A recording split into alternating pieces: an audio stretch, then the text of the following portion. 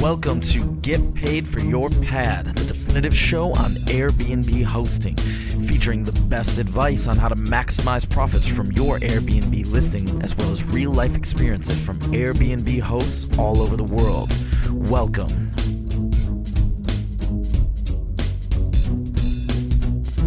Get paid for your pad. Get paid for your pad. Get paid for your pad. Get paid for your pad. Get paid for your pad. Get paid for your pad. Are you spending too much time managing your Airbnb guest communications? With Aviva IQ's easy-to-use automated messaging service, your guest communications go on autopilot so you can go back to living your life. Get your free Aviva IQ account at www.avivaiq.com. Welcome everyone, another newest episode of Get Paid for Your Pad. And today I'm here with my co-host David, who's of course the president of Hostfully. So David, welcome. Jasper, what's going on? A lot, man. There's a lot going on. I'm being really busy these days. Yeah, I love your daily video blog. Good job with that. Keep it up. Yeah, sometimes I ask myself, what did I get myself into? Because publishing a video every day and sending out an email every day, it's quite a lot of work. But I'm having a lot of fun with it. I'm learning a lot, and it's really fun to engage more with the listeners and the readers. So it's it's really fun. You inspired me to work out, Jasper, because 75% of a workout is 75% more than nothing. Yeah, it's definitely true. I'm glad I was able to inspire you. All right, let's see. What do we have this week in the world of Airbnb? Let's start in San Francisco with Pillow and Veritas. Veritas. Veritas. It means truth, by the way. Yeah, so Airbnb partnered with Veritas, which is a large residential company. They own a lot of apartment buildings. I think this is one of the biggest struggles that the Airbnb community faces, right? It's like you rent an apartment and you want to rent it out on Airbnb when you're on holiday or when you're out of town. But of course, in your rental contract, it states that you're not allowed to sublet under 30 days or whatever the clause might be. There's always something in the rental agreement that doesn't allow this. And obviously the reason is there's just liability on the part of the landlord and there's no real upside. So, that's a challenge that a lot of people have. It's hard to convince landlords to allow you to rent out on Airbnb, and Airbnb, obviously they recognize this and they are trying to find a solution for that by letting the landlords actually participate in some of the revenue. And they recently partnered with a company in Florida to develop a couple big buildings that are going to be optimized for Airbnb rentals. And people will be allowed to rent out up to 180 days in those buildings. And they're doing a similar thing now in San Francisco. And they partnered with Pillow. And Pillow is the management company that has a lot of listings in San Francisco and a few other cities on the West Coast, I believe. And also with Veritas. So this is in your backyard, David. So what are your thoughts?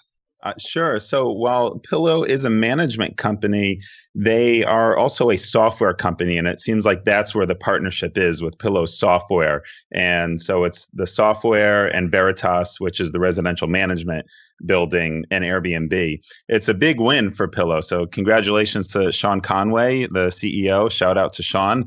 And when they made that announcement in Florida, I had thought they were going to compete basically with Pillow, go heads up with them. And now it seems like they're partnering with Pillow for Pillow to manage the software side, basically to manage the relationship between Airbnb and the residential building and the tenants that live in that building. So now the residential building, the management company can see who's renting it out and when Airbnb guests are coming and going and how much they're getting, and sure, they can get some of those profits as well. And I think that's going to be negotiated case by case between each residential building and the tenants. So having that software to marry the three and improve transparency is a big deal. It seems like these building owners are going the route of, if you can't beat them, join them. They realize Airbnb is here to stay, and instead of trying to fight it and make it illegal or against the terms of the agreement, they are embracing it. The article says that over half of those aged 25 to 34 and over 60% of those under age 25 are interested or very interested in the ability to share their units. So now these big complexes can charge a premium by saying they're Airbnb friendly. Instead of trying to get rid of it, they can charge more and help get more better guests. There's also the argument that I've always said that if you are sharing your home, you are likely to keep it cleaner and better shape. So most landlords, in my opinion, would want their tenants to be doing Airbnb or short-term rentals because they know they're going to keep their place clean. So a big win for Pillow and a big improvement all around to improve short-term rentals in larger buildings. Yeah, absolutely. I think it's a great move. And I think there's a win-win situation between landlords and tenants when it comes to Airbnb. I think the problem is that most landlords just don't see the value. I think some of them are just not familiar with Airbnb. There's a saying that says you prefer the devil that you know than the devil that you don't know. So, if you're not familiar with something, then it always seems like there seems to be more risk or it's more scary and stuff. So I think as landlords starting to understand more, what Airbnb means and how it works, I think they'll open up a little bit to the idea. And I think you're absolutely right. I mean, if you rent out on Airbnb, it has to be clean, it has to be well maintained, because otherwise nobody wants to stay there, right? And then combine that with the profit sharing, I think there's definitely a win-win, and it's very exciting to see that. That these guys are all partnering up, and I'm really excited to see how this is going to work out. And who knows, maybe in the future, this will become more of a default for buildings. It will become the next standard. Exactly. And it will just help those bad party cases get rid of that and help check that better. So if there's someone who's sharing their home while they're there, obviously they're there. But if they're away for a week, they're traveling for a week and they rent out their whole place, and now there's noise going on in that apartment, the residential building manager, the superintendent can take a look at the Pillow app and see, oh yeah, this person's away and it's being rented out, and they know what's going on, so that they can go and knock on the door and tell them to quiet down and know, basically just be in communication. Yeah, that makes a lot of sense. And then if one of the Airbnb hosts, or if the guests are causing a lot of trouble, if it happens more often, then they can have a rule that if you have more than complaints more than 3 times or something, that the agreement stops and you're no longer allowed to rent on Airbnb, which also incentivizes the host to be a little bit picky with the guests, right? Do a little bit of a due diligence before you accept reservations.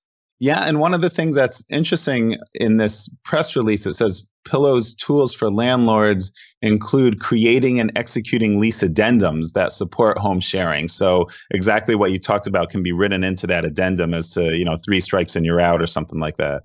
Yeah, exactly. And I think that will probably make the deal for the building owners and the landlords a little bit sweeter. Yep. Awesome. Let's see, what else do we have? Some news from China.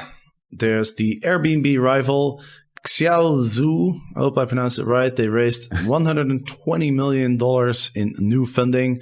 And of course, we had their competitor Tujia raised $300 million a couple months ago, I think it was.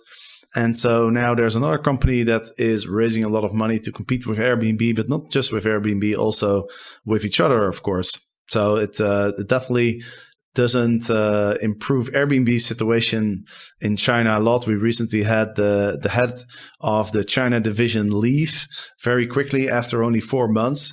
So it seems like Airbnb is going to be struggling a little bit in China. What do you think? Yeah, that space is getting crowded, and it has been for a while. So I'm going to mess up on it too, but I'm going to say Xiaozhu, and then Tujia is the other company. So we talked about them fairly recently. They've raised some pretty good money, and now Xiaozhu has raised a lot as well. So it's a 3-man race. There is a small difference, which it talks about. Tujia is a little more maybe on the HomeAway side. They focus on more professionally managed properties, while Xiaozhu, they're closer to Airbnb's peer-to-peer short-term rental model, is what the article talks about. It's very hard for an American company to be successful in China, especially when there is an incumbent China-based company already there. Yet Airbnb is not giving up. You mentioned how they've had some turnover there, but they also recently announced that Nathan Blacharczyk, the co-founder and CTO, or I think actually Chief Strategy Officer is his title, he is now the chairman of Airbnb China. So they really are doubling down, putting all their energy in there as the race heats up. And I wouldn't be surprised if Airbnb partners in some way with one of them as a way of getting rid of the other one. Yeah, or maybe the same thing will happen as happened to Uber, where I think they kind of merged. Uber was merged with one of their competitors, I think, in China, which is some sort of outcome. You could call it successful or not the success they wanted, I think. But it also mentions that Airbnb actually looked at Xiaozhu earlier to possibly acquire it, but it didn't acquire it because they wanted to find a site whose property would appeal more to the high-end market. So Xiaozhu properties, there are a lot of live-in people who are renting out just a spare room and stuff. And so that's kind of interesting that Airbnb is looking to cater more to the high-end market in China. That is, especially because Airbnb's roots are in the home sharing exactly. spot, Yeah. So, Interesting. There's a rumor, and I actually didn't know about this. You told me that Airbnb is looking to acquire Wimdu, which to me really comes as a surprise because, well, first of all, Wimdu is an Airbnb clone that was founded by Rocket Internet. And Rocket Internet is a German company, and their model is very simple. They look at innovative companies that are usually coming out of the US, and then what they do is they just copy it in Europe, which is kind of I think it's pretty smart because European culture and American culture, there's definitely differences, but there's also a lot of similarities. And so if something works in the US, then it will typically also work in Europe. And so, before the American company expands into Europe, if you get in quick and you build enough reputation before the American company makes a move, then you can do a pretty good job. I mean, if the business model is already proven in the US, and then obviously what these guys are looking for is to be acquired by the American company and then just make a really good profit. So it's a pretty smart, not the most creative strategy, but it's definitely a smart strategy. And Wimdu is one of their investments. They have over 100 companies, and they were hoping to get acquired by Airbnb at an earlier stage. In 2013, there was an article that talked about why Airbnb didn't want to acquire Wimdu. And so it surprises me that they're looking into it now, because obviously now Wimdu is much bigger, and it's, they're probably going to be able to command a much higher price. I'm terribly sorry, Jasper, but we miscommunicated. So take two. I was talking about Wyndham. So Wyndham is a big hotel and just hospitality company. They have hotels all over, and they have a European vacation rental unit. And they've actually recently spun off the vacation rental unit. So there are two separate companies, and now they're looking to sell that. And HomeAway is interested, and Airbnb is interested, and it looks like there's a few suitors. But it is interesting what you said about Wimdu, not Wyndham. Wimdu, they recently merged, I think earlier this year or last year, with 9 Flats. Is it another company in the space? And they have been declining. Airbnb did make the decision not to buy them and to go head to head with them a bunch of years ago. And they clearly won that battle in Europe. So circling back to what we were saying in China, it can be done in Europe. Let's see if it can be done in China, where they go head to head with the incumbent. So that's some interesting parallels there. But in Europe now, it looks like they might be expanding with Wyndham's huge amount, thousands of vacation rentals, kind of like the play they did with luxury retreats earlier this year for $250 million. And what's interesting with this too is that Wyndham is primarily private. vacation rentals, just like luxury retreats. So they really are increasing the supply in that area and having a lower percentage. As they grow, the percentage of home sharing gets smaller and smaller, and they keep increasing their total private vacation rental places, and they're becoming more of a heads-up market for that, sort of like HomeAway and Booking.com and other listing sites like that. Yeah, and the Wimdu, I used to actually list my Airbnb on Wimdu. When I first started out, I tried Wimdu and I tried Airbnb. And I think, you mentioned that Airbnb is winning the battle versus Wimdu, and I think that's definitely true. And, whether they can do that in China or not, I think the biggest difference between China and Europe is that, Chinese customers and also the Chinese authorities have been known to kind of favor Chinese companies, right? Mm-hmm. So I guess in Europe, the playing field is a little bit more level with domestic companies versus foreign companies. So, but anyway, it's kind of funny that I thought you were talking about Wimdu. Now I understand why, because I was like, that sounds really strange. Although I wouldn't be surprised if down the road they eventually acquire Wimdu 9 flats for pennies on the dollar as they look to try to get some exit because they can't compete with Airbnb. Yeah, exactly. That would be a really good scenario for Airbnb where they're like, okay, well, you guys cloned us. You guys trying to get a really profitable exit. And now we just kind of destroyed you guys. And now we'll give you a couple $100. Yep.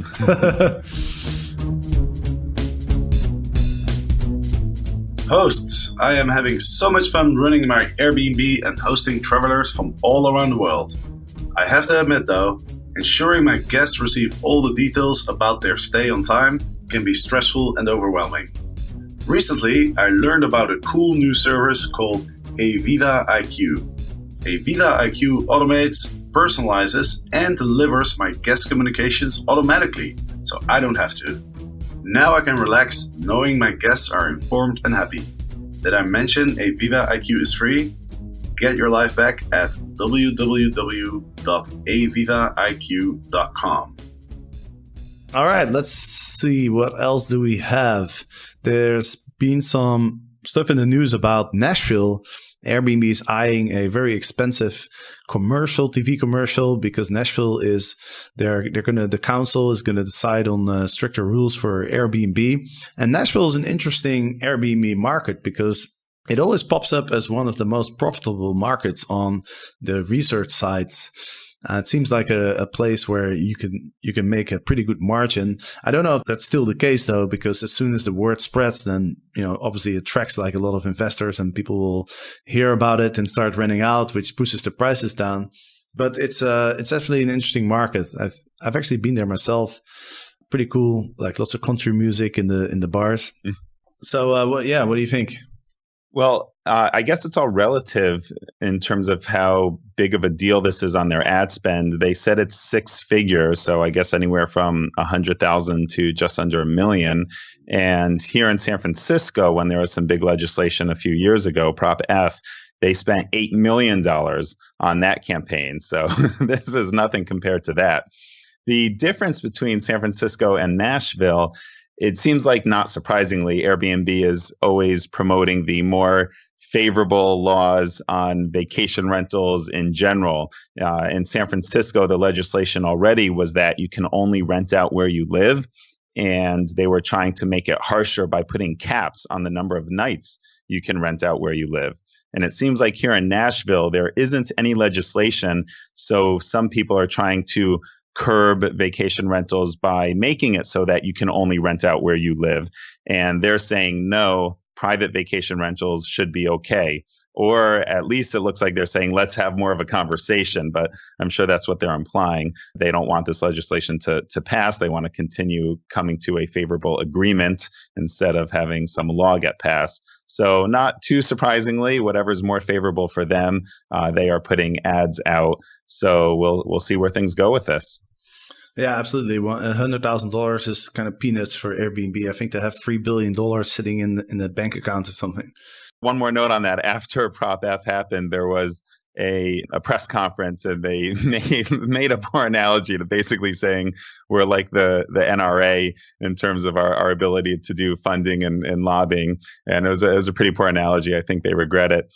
And they basically were kind of daring other cities. It sounded like, if you come at us, look, we spent $8 million in San Francisco and we won, but it's not an effective long-term solution, because if they need to spend, as you said, a drop in the bucket, 100,000 here, 700,000 there, 8 million here, in the long run, that really will add up. So they need to figure out some other ways to attack these legislation issues.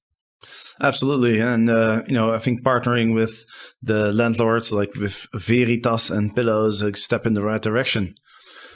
But I really wanted to talk about your Airbnb, because you're an Airbnb host, and I know you've made some updates and you tried some new things recently. So let's talk about that.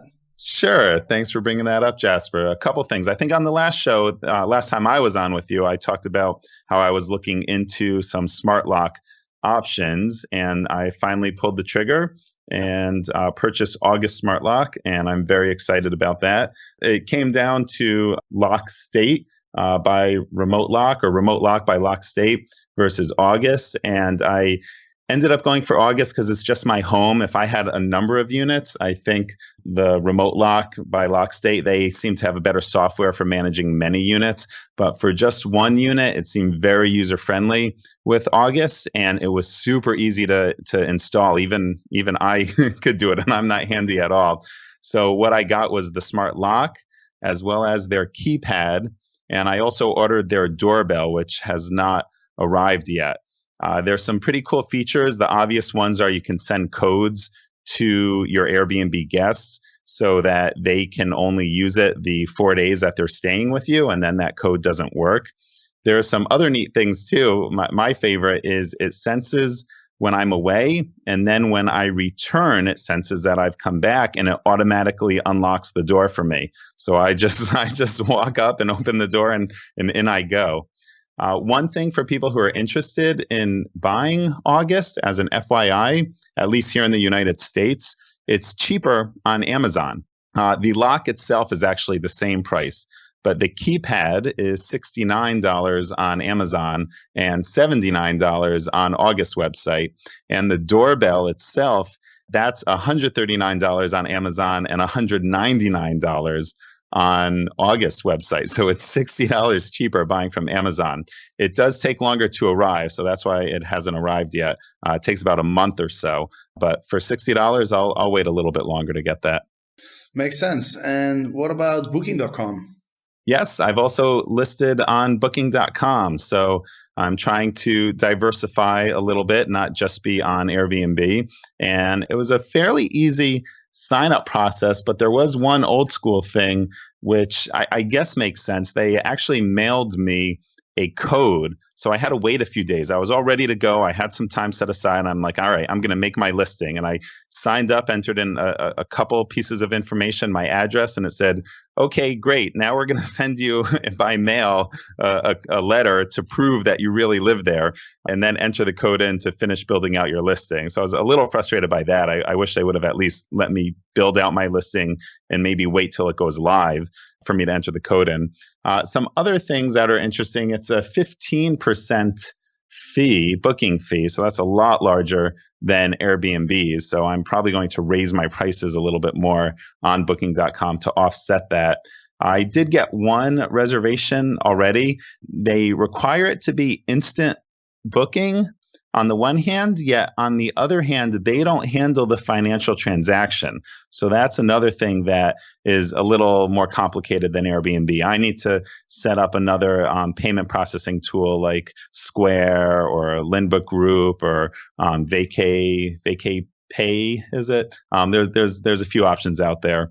So I'm trying to figure that out. Instant booking or confirm right away, but they haven't paid you anything. Also, there are pictures. I know, Jasper, you talk a lot about the importance of pictures in the listing, and you can't write descriptions of those pictures. You can only tag it like this is the bedroom or this is the kitchen. And I love putting in information. People look at the pictures, so that's a great place to put important things about your home or things that you want to, ways to sell your place. So I do a lot with those descriptions, maybe quotes from past guests, or just talk about, the kitchen is fully stocked and comes with this and that. And you can't do that with Booking.com. So there's a few differences. But overall, I'm excited to take this plunge, and I'll let you know as more bookings come in. One booking that did come in, unfortunately, there was a syncing problem with my Airbnb calendar, and I'm still trying to work out where exactly that happened. So the request that came in, I already had a booking for those dates. So that was unfortunate, but hopefully it'll be smoother, and I'll give you an update next time we're chatting. Yeah, definitely interested to hear more about the differences between Booking.com and Airbnb. I think a lot of people are either using Booking.com or thinking about using it. And definitely one thing I've heard from a lot of people is that you mentioned the 15% booking fee, and that's from the host, right? Yes. Yeah. So on Airbnb, it's only 3%.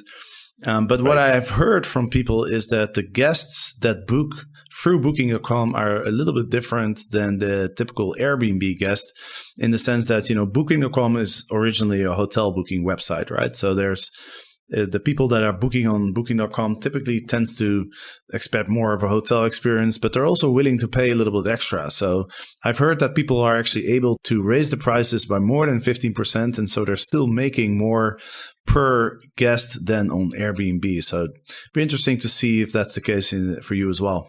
And circling back to our earlier conversations of Europe, Booking.com, I think their roots are actually in your hometown in Amsterdam. Definitely the Netherlands. I think Amsterdam, Jasper, where Booking.com is from. And of course, they're owned by Priceline now, but they're really big in Europe. So there's a lot of European travelers coming to the US who will look at Booking.com first. So that's one of the big reasons why I decided to go on here, just to get more European travelers. Yeah, absolutely. I mean, Booking.com is, you're right, it's their office is in Amsterdam. I've actually been to their office, talk about, because they wanted to get into the home sharing space more. They have a lot of vacation rentals on their platform, actually. And so I talked to them about potentially providing some content.